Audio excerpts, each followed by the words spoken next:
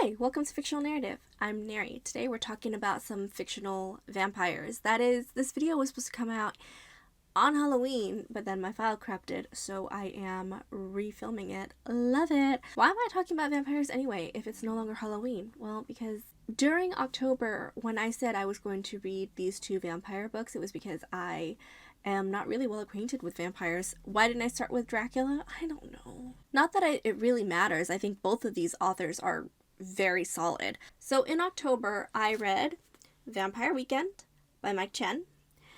And then I also read The Southern Book Club's Guide to Slaying Vampires by Grady Hendrix. These vampires are very different. Let's start with Vampire Weekend. In the synopsis of Vampire Weekend, we know these vampires are not like vampire lore. We know that they don't have superpowers. We're told that their main source of food is from blood bags. And for the most part, they live in hiding. The main character of Vampire Weekend is Louise Chow, and she is a musician. The problem is sometimes being a vampire gets in the way of doing what she wants to do with her waking life. So while it's not like she automatically combusts in sunlight, sunlight can be very damaging, and within a couple of minutes she can feel burning on her skin. And it burns sort of the way that fire does, but nobody immediately catches flame. Vampires in this book have more of a garlic allergy than like, oh, they can't be around garlic for some reason, which, what is that about? In the book, Louise works nights as janitorial for a hospital where she points out when blood bags are about to expire. I didn't even know that they expire, and apparently freezing them is just not a good option. But anyway, because she points out bags that are expired, usually she's in a position to also kind of skim off the top a little bit and nobody notices. However, she's noticing that recently there's less and less food to go around. So much so that while she's been away from the vampire community, keeping her distance, not socializing with them, she finds that she has to lean on that community in order to get basically the minimum that she needs to survive. The community is kind of overseen by a leader named Eric, and while there is a hierarchy that isn't absolutely delved into, for her particular community, Eric is the leader, and he's kind of a really suspicious character. Obviously, he has something in mind that Louise doesn't even begin to understand, nor does she want to understand. What she does know is that many years ago, she left her family before she became a vampire. Years later, her brother shows up on her doorstep, not even recognizing her because she didn't age. She stayed physically the same age as when she turned. So her brother shows up on her doorstep looking for her aunt, but obviously her aunt has since passed. He has his grandson with him, and his grandson is going through a tough time. He's dealing with a lot of familial loss. He's lost his father, and he's going to lose his mother because the treatments for her disease aren't working. The grandson's name is Ian. So technically Louise is his great aunt, but she's masquerading as just a distant relative. Ian figures out that she's a vampire. He's a smart kid, and he thinks that vampirism could save my mom. I could still have my mom because he's already lost his dad. He can't go through it again.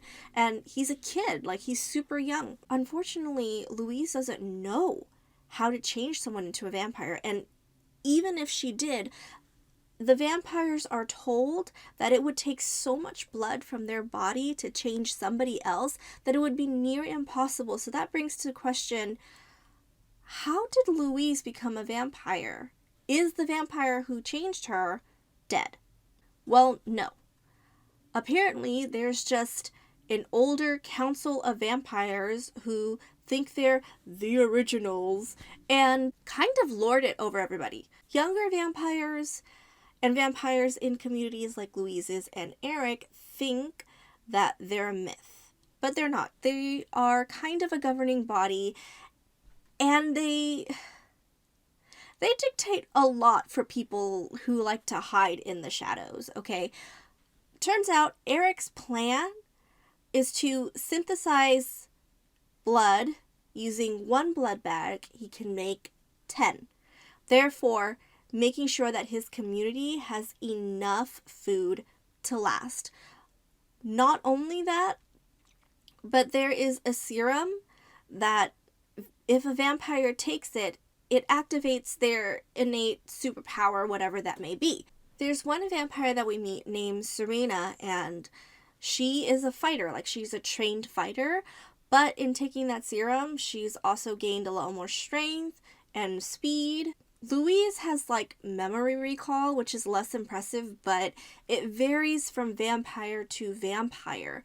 And because in this book, it's such an introduction to these powers, to this serum, to awakening as a vampire within themselves, we don't see the full capability of that. And I don't know if this is a series or a standalone book, but there's definitely room to explore that.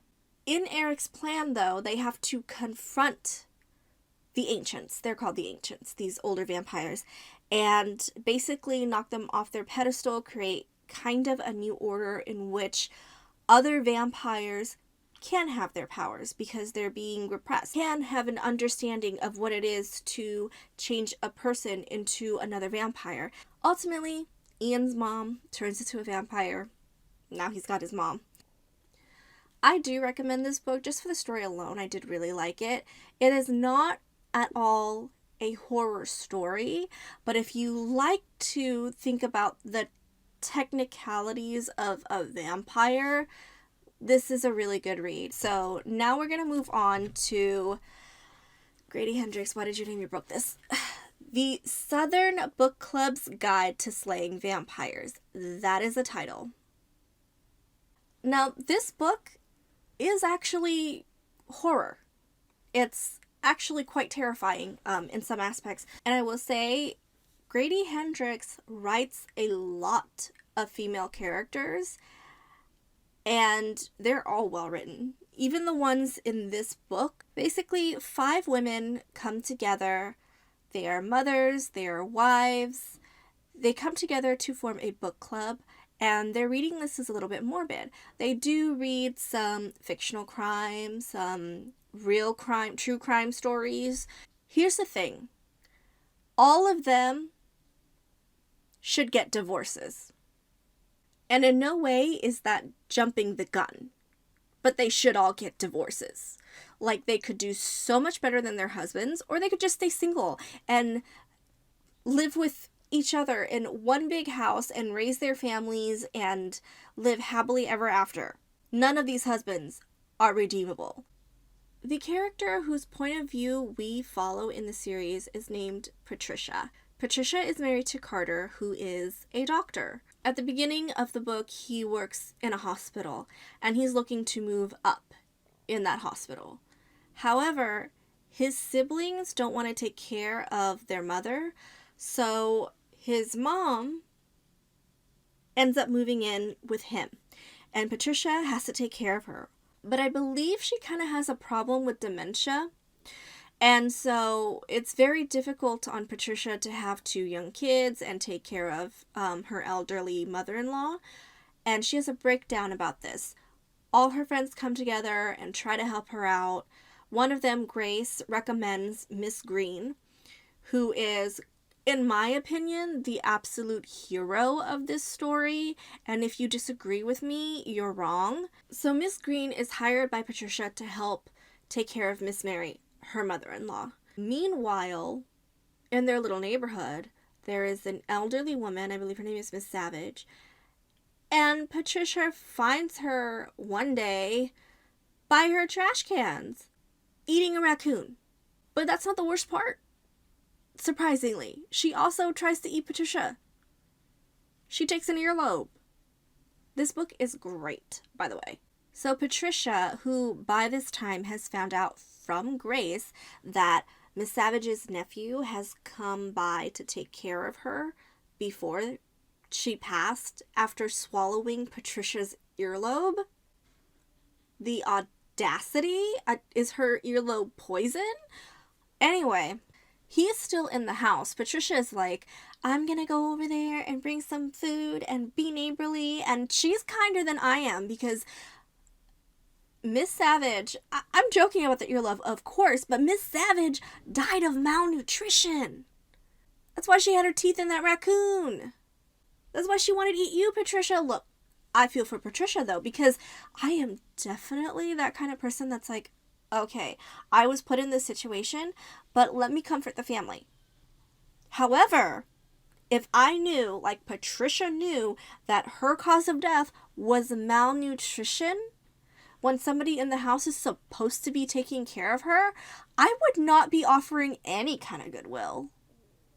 I don't even think you're mourning. You want to take care of an elderly person, but they died of what? Malnutrition? And they tried to eat another person? Like, I'm sweet, I'm not that sweet. Patricia is, though. And that's what gets her in this mess. James Harris is the nephew that moved in to take care of Miss Savage. And he is a suspicious one. He doesn't answer the door. So she ends up going inside and she finds him, and because she's a former nurse, she tries to give him CPR because he looks dead. Well, he's not dead. But he looks like he hasn't been taking care of himself either. But then the next time she sees him, he's fine. He looks perfectly healthy. She's baffled by this, but also there's kind of a weird tension between them. Red flags everywhere. And then strange things start to happen. The kids are seeing someone on the roof. Miss Mary keeps coming out, calling James Harris by a different name and saying she has a picture of him. Then suddenly Miss Mary is dead and Miss Green is injured. So then Patricia and her friend Kitty go out to visit Miss Green, and they're worried because when they come to her neighborhood, Miss Green is not well off as they are, and also she lives in a, I believe, predominantly black neighborhood because she's a black woman. And the kids, and I say the kids, they're like teenagers, some young adult, a little older, are suspicious of these two little white ladies because something's been going on in that neighborhood. So they go to visit Miss Green, and a bunch of teenagers start making a ruckus like, what are you here for? They want to find out the purpose.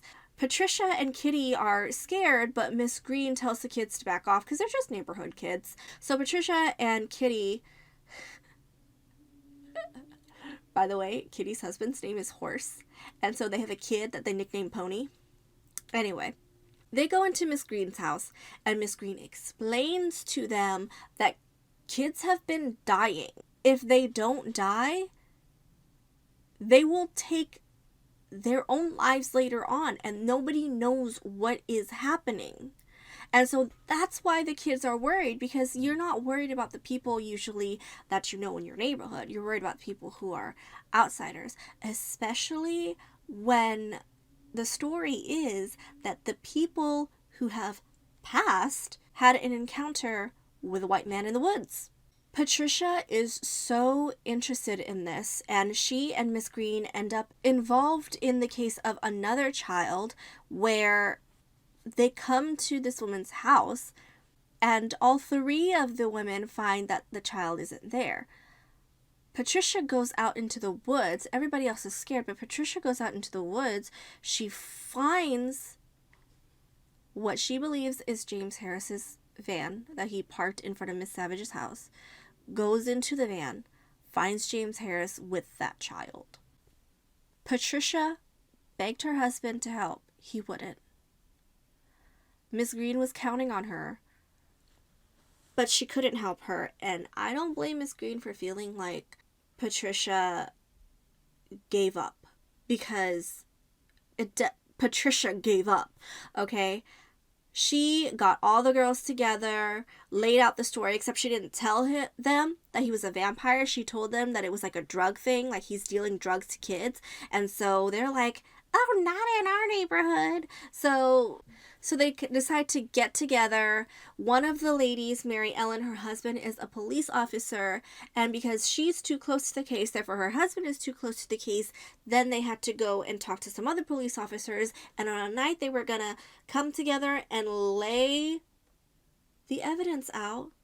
Just kidding, they were ambushed by their husbands who think that they're all crazy, especially Patricia is crazy.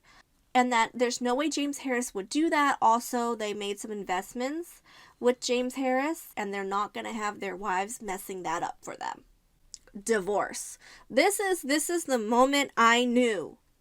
Divorce. All of them. Divorce. Fast forward. Patricia's kids are kind of grown up now. I mean, they're still kids. One is getting ready to go to college. That's her older one. And then Blue is her young son. Neither of the kids have good relationships with their parents. They have a great relationship with James Harris, who has now established himself as someone to know in their little neighborhood, in their little town. James Harris has basically contributed to everybody's lives to the point where everybody is prospering.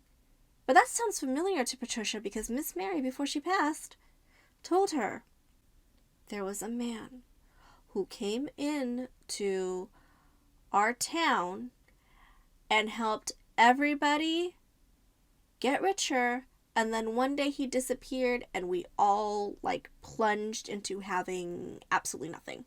On top of which, boys had started going missing, and then Miss Mary had witnessed that man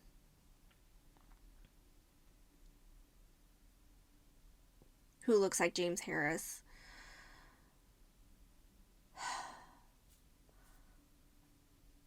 that a black man with PTSD had done it. And so the town goes vigilante justice just as Mr. Harris picks up and leave. He went by a different name. I can't remember the name. Miss Mary is not a fool. From beyond the grave, she basically tells Patricia,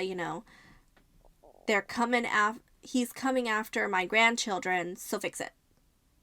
Which he is. He's made propositions to Patricia, playing as if he wants to take Carter's place in her life, but he's feeding off her eldest daughter. But it doesn't matter as long as Patricia gives herself to him. Now, is this obviously truly what this vampire wants? No, of course not. Because when Patricia's like, okay, I'll use myself as bait, which he kind of figured out until, she actually put her all into that role. And so he believed that she was actually willingly please feed off of me, leave my children alone. He's like, okay, you got 1 year and then I'm going to feast on your children. And oh my God, if it was me, she was mad too. But I would be pissed. I would have just killed him right then and there if I could. And obviously, they can't. He's stronger than them. He's faster than them. He's smarter than them. He's been alive for hundreds and hundreds of years. Okay, so what is Patricia's big plan to kill this vampire? Well, she, Mary Ellen, Miss Green, and Kitty have a plan where Patricia's going to be bait.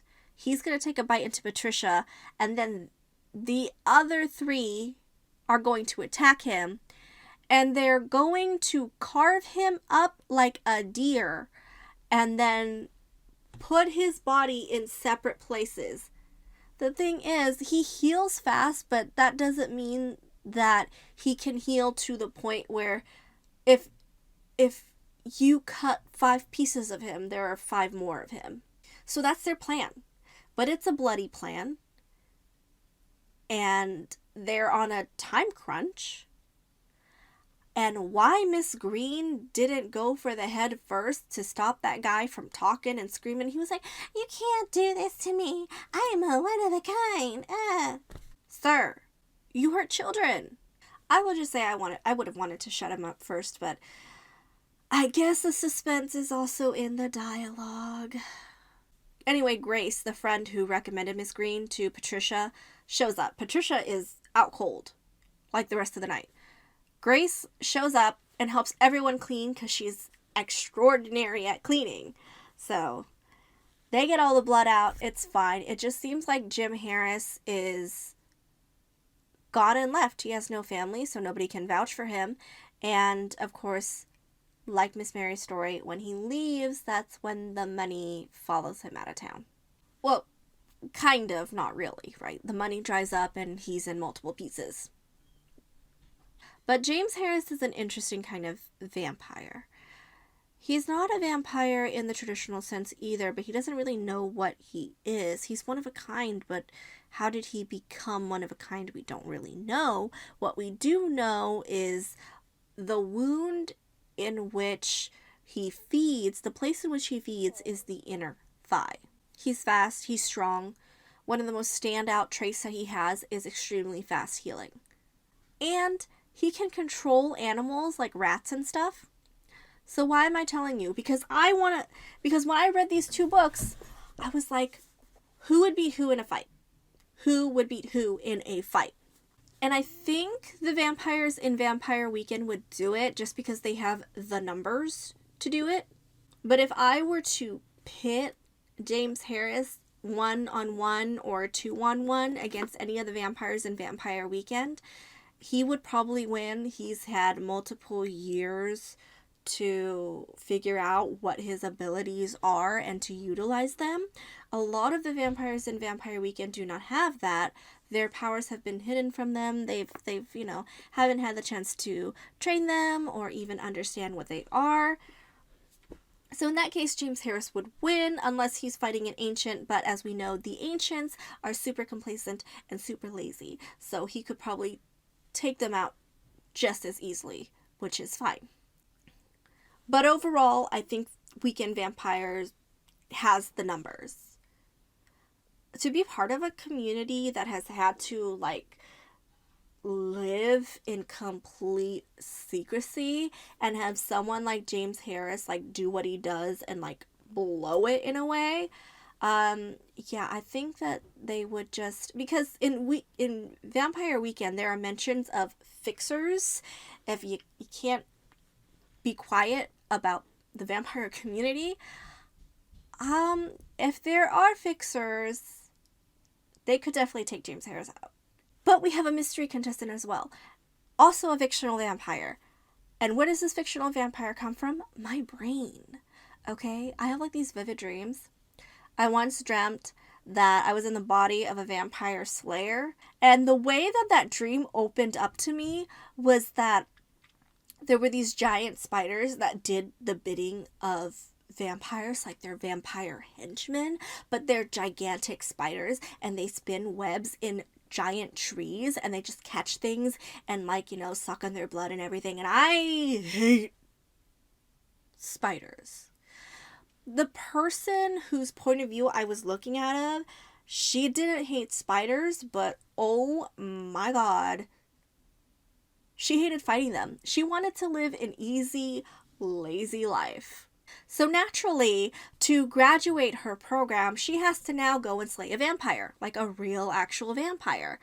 And it's not like she's the top of her class. She's actually the lowest rung of her class. So they're like, okay, if you're not going to be strong, we may as well send you to die. That's just the logic. I don't know why. It was a dream. I didn't question it. She gets tasked with killing a particular vampire who is, in our modern day and age, a billionaire. Basically, think Bruce Wayne. He's Bruce Wayne, right? And there's this journalist, right? And he is tasked with finding out all of the corporate, espionage and secrets and corruption that goes on in this billionaire's company.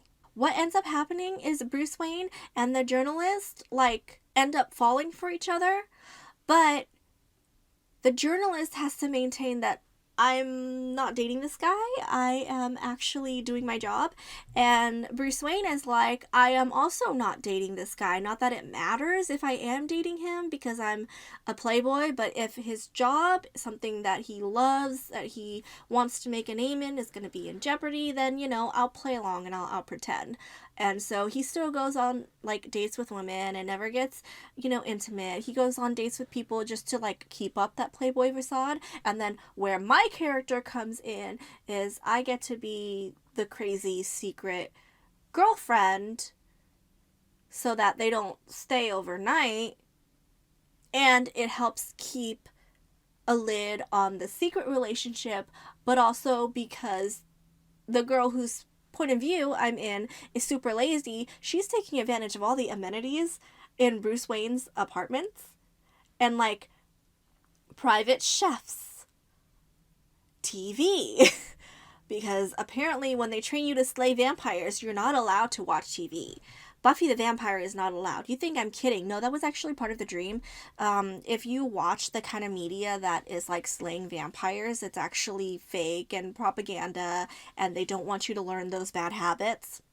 Also, Buffy falls in love with a vampire. Why would they be like, yeah, you can watch Buffy the Vampire, this is okay? No, they're not going to do that, because then a bunch of slayers are going to be like, oh, I could change that vampire. Meanwhile, a giant spider is descending from a tree going to eat you. So where do I think that this vampire stacks up between Vampire Weekend and Southern Book Club? Listen, James Harris can control rats. But if these vampires, like the vampire in my dream didn't even make, like, he had super speed, but that's most of the power I saw him use. He wasn't even very vampire-y. But if he can control giant spiders in my book, he's probably the winner. He doesn't even have to lift a hand. He would just put an army of giant spiders against the entire Vampire Weekend community or James Harris himself, and they'd be done. Have you seen a giant spider? Have you seen cotton candy? You know how it's on the stick? That's what those trees look like when those giant spiders take them over. It was terrifying. I don't even care about Bruce Wayne. I'm just telling you this dream because someone needs to know that there are giant spiders out there that will suck your blood. Except they're not out there. They're in my dream, and I'm terrified. Giant vampire spider beats everything. Let me know if you have any other vampire recommendations, whether it is a horror story or this is how vampires work for dummies. Let me know. I'll read about it. Even if there are giant spiders. Thank you for watching. Bye.